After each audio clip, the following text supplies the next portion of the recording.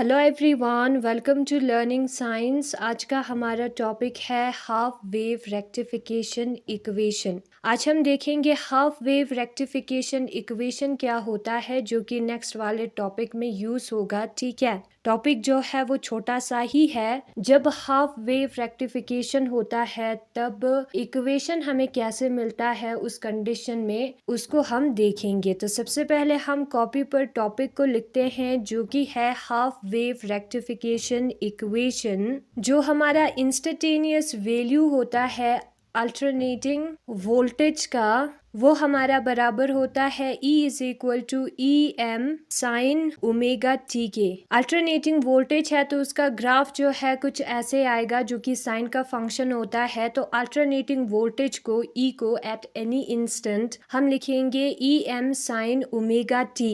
अब यहाँ पर ओमेगा टी के जगह पर हम थीटा भी लिख सकते हैं, जो कि एंगल को रिप्रेजेंट करता है। तो हम लिख सकते हैं E M sine theta. Sine omega T function form में हमें इसका वेव मिलेगा, या साइन थीटा फॉर्म में, इसलिए हमने लिखा है। फिर उसके बाद जो हमारा डायोड है हाफ वेव रेक्टिफायर में, उसका रेजिस्टेंस जो है वो आर एफ होगा।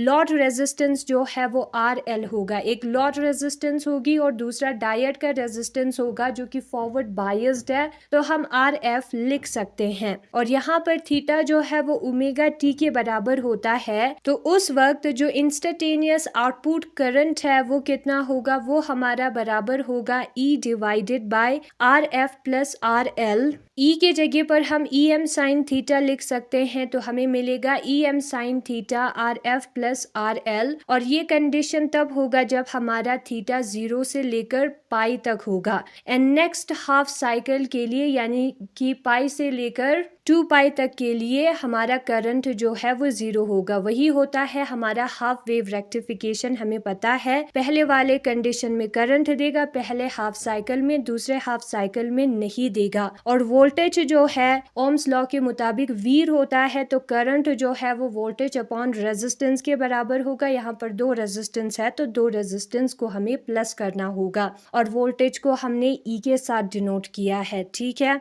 फिर उसके बाद जो मैक्सिमम करंट है, ये इंस्टेंटेनियस आउटपुट करंट है, किसी इंस्टेंट पर, किसी टाइम पर करंट। मैक्सिमम करंट जो है वो E M R F plus R L होगा। 0 तो हो नहीं सकता मैक्सिमम करंट, और ये भी नहीं हो सकता है क्योंकि थीटा जो है वो कुछ भी हो सकता है। तो थीटा जब 1 होगा तभी हमें मैक्सिमम करंट मिलेगा। ठीक है, तो यही इक्वेशन है हमारा हाफ वेव रेक्टिफिकेशन का।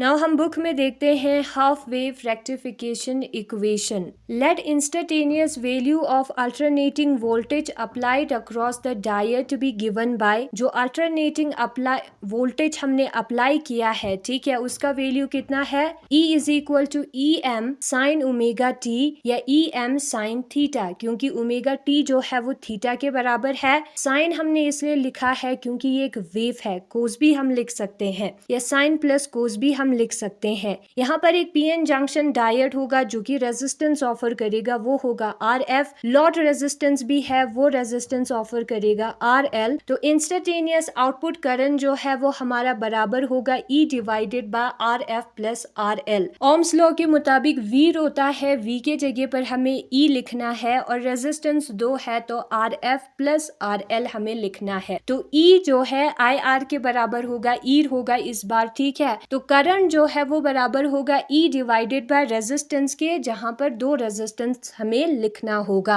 और यहाँ पर हमने ऊपर किया था कि जो हमारा E है वोल्टेज है, उसको हम साइन के फॉर्म में लिख सकते हैं, क्योंकि ये वेव के फॉर्म में हमें मिलता है। वेव को हम साइन से रिप्रेजेंट करते हैं, तो ई एम साइन थीटा हम E के जगह पर लिखेंगे। और ये हमें कब मिलेगा, जब हमारा थीटा 0 और पाई के बीच में होगा। फिर उसके बाद नेक्स्ट हाफ साइकिल के लिए पाई से लेकर 2 पाई तक हमें कोई करंट नहीं मिलेगा। ऐसा ही होता है, ठीक है, इसलिए हम उसे हाफ वेव रेक्टिफायर कहते हैं। हाफ साइकिल के लिए हमें करंट का वैल्यू मिलेगा और हाफ साइकिल के लिए नहीं मिलेगा। और जो मैग्नीट्यूड होगा मैक्सिमम करंट का लोड के थ्रू, आई एम जो है वो E M divided by R F plus R L के बराबर होगा। साइन थीटा की जगह पर हमें 1 पुट करना है। तो यही है आज का हमारा टॉपिक। एंड अगर आपको पहले वाले बुक से समझ में नहीं आया तो इस वाले बुक से भी कर सकते हो, सेम ही है। तो आज हमने देखा इक्वेशन को, हाफ वेव रेक्टिफायर का, करंट के इक्वेशन को। Thanks for watching.